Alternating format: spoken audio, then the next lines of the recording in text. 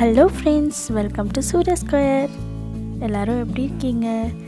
இன்றைக்கி நம்ம வீடியோவில் என்ன பார்க்க போகிறோன்னா, மஞ்சள் பிள்ளையார் வீட்லேயே எப்படி பண்ணுறதுன்னு பார்க்கலாம் வாங்க. இது வரைக்கும் நீங்கள் நம்ம சேனலை சப்ஸ்கிரைப் பண்ணலைன்னா சப்ஸ்கிரைப் பண்ணிக்கோங்க. மஞ்சள் பிள்ளையார் ஈஸியாக வீட்டில் செஞ்சிடலாங்க. நான் இது ரொம்பவே ஈஸியான மெத்தட் தான் உங்களுக்கு செஞ்சு காமிக்க போகிறேன். ஃபஸ்ட்டு ஒரு பவுலில் 1 கப் அரிசி மாவு எடுத்துக்கிறேன். அதுக்கப்புறமா ஒரு 1/2 கப் அளவுக்கு நான் மைதா மாவு எடுத்துக்கிறேன். இது எதுக்காக அப்படின்னா, நம்மளுக்கு நல்லா ஒட்டணும் அப்படிங்கிறதுக்காக தான் மைதா மாவு ஆட் பண்ணிக்கிறோம். இது ரெண்டையும் ஊற்றி கொஞ்சமாக தண்ணி சேர்த்து பிசைஞ்சிக்கலாம்.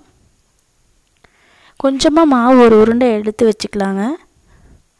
அதுக்கப்புறமா தண்ணி சேர்த்துட்டு மஞ்சள் போட்டுட்டு அதை நல்லா மிக்ஸ் பண்ணிக்கலாம். நீங்கள் வெள்ளை பிள்ளையார் பண்ணணும் அப்படின்னா வெறும் அரிசி மாவு வச்சு கூட நீங்கள் பண்ணலாம். வெள்ளை பிள்ளையார் ஒயிட் கலரில். அது இல்லாமல் இப்போ மஞ்சள் பிள்ளையார் பண்ணுறோம் அப்படிங்கிறபோது நீங்கள் 1 கப் மஞ்சள் எடுத்துக்கிறதுனா எடுத்துக்கலாம். நான் ஒரு 1/2 கப்பு தான் மஞ்சள் போட்டிருக்கேன். 1 கப் அளவுக்கு அரிசி மாவு தான் போட்டிருக்கேன். இது நல்லா சப்பாத்தி மாவு பிசைகிற மாதிரி நல்லா பிசைஞ்சு எடுத்துக்கலாம். மைதா மாவுக்கு பதிலாக நீங்கள் கோதுமை மாவு ஆட் பண்ணுறதுனா பண்ணிக்கலாம். இல்லை வெறும் அரிசி மாவு 1 கப் மஞ்சள் போட்டு கூட நீங்கள் ட்ரை பண்ணிக்கலாம்.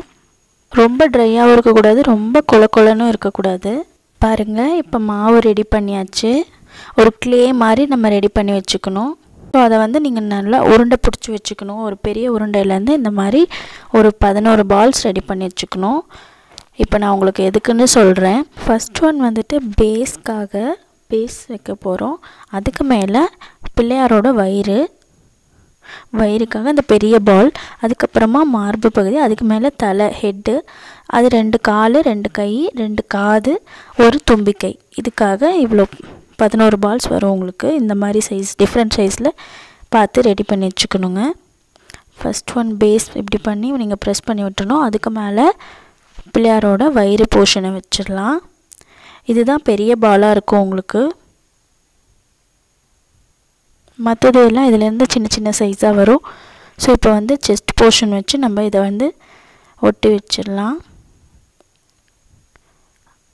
லைட்டாக தண்ணி தொட்டு நீங்கள் அதை ஒட்ட வச்சுக்கோங்க. அப்படியே லைட்டாக இது கால் லெக்ஸ் 2 இது பண்ணி உருட்டி விட்டுட்டு இந்த மாதிரி பண்ணிக்கிறோம்.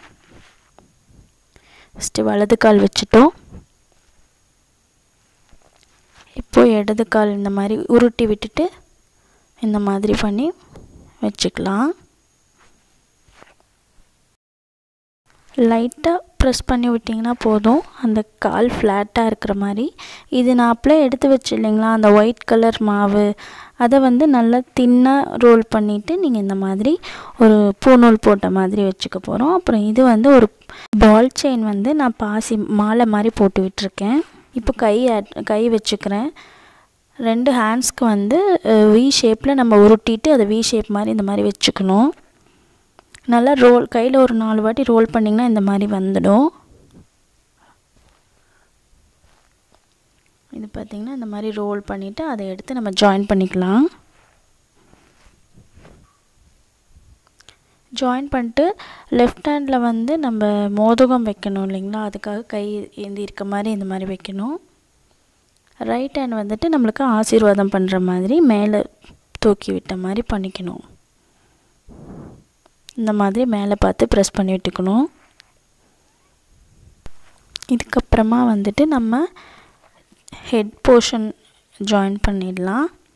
தலை எடுத்து நம்ம இந்த மாதிரி ஜாயின் பண்ணிவிட்டு எடுக்க போகிறோம்.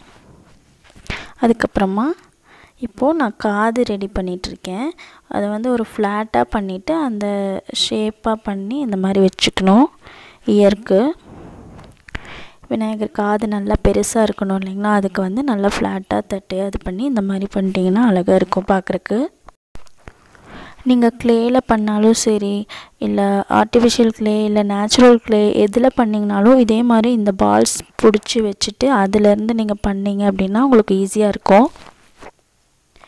கிட்ஸுக்கும் இது நாங்கள் ஈஸியாக சொல்லிக் கொடுங்க, நல்லா பண்ண ஆரம்பிச்சிடுவாங்க. அவங்களும் இன்ட்ரெஸ்டிங்காக இதை பண்ணுவாங்க. ஸோ இப்போ நம்ம தும்பிக்கை வச்சிடலாம்.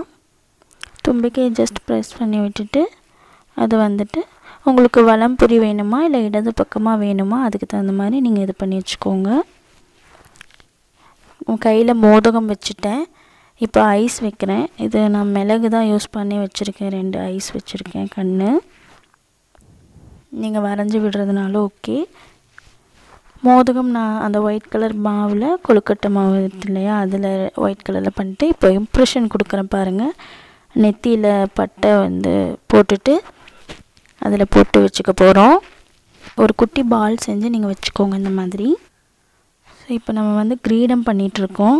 அவ்வளோதான். 3 லைனில் ஒரு சின்னதாக பண்ணிவிட்டு இதை மாதிரி பண்ணி மேலே தலை மேலே வச்சிட்டிங்கன்னா உங்களுக்கு கிரீடம் ரெடி ஆயிடுச்சு.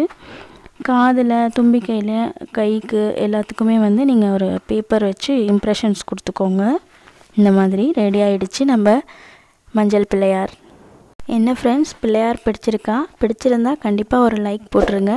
உங்களோட கமெண்ட்ஸை கமெண்ட் பாக்ஸில் சொல்ல மறந்துடாதீங்க. கண்டிப்பாக இந்த வீடியோவை ஷேர் பண்ணுங்கள். தேங்க்ஸ் ஃபார் வாட்சிங்.